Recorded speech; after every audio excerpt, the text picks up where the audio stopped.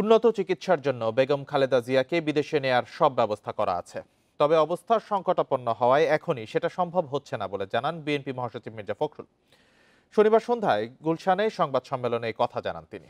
রাতে doctor AJM Zahid Hossain জানান, 3 দিন ধরেই তার অবস্থা স্থিতিশীল। দেশ বিদেশের বিশেষজ্ঞ চিকিৎসকের তত্ত্বাবধানেই চলছে চিকিৎসা।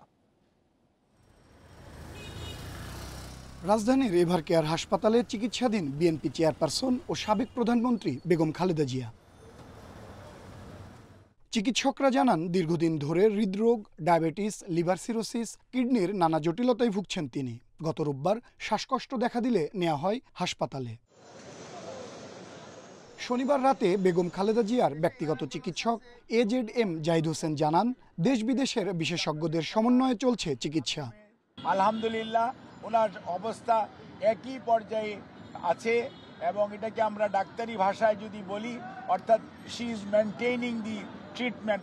এর আগে সন্ধ্যায় গুলশানে সংবাদ সম্মেলনে মির্জা ফখরুল জানান, উন্নত চিকিৎসার জন্য খালেদা জিয়াকে বিদেশে নেওয়ার বিষয়ে আলোচনা চলছে। অহেতুক কাউকে হাসপাতালে ভিড় না করার আহ্বান জানান তিনি।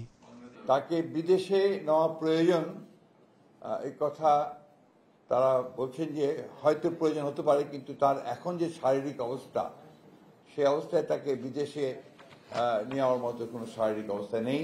বিএনপি নেতা কর্মী, তার শুভাকাঙ্ক্ষী বা দেশের মানুষ, তারা দয়া করে হাসপাতালে ভিড় করবেন না।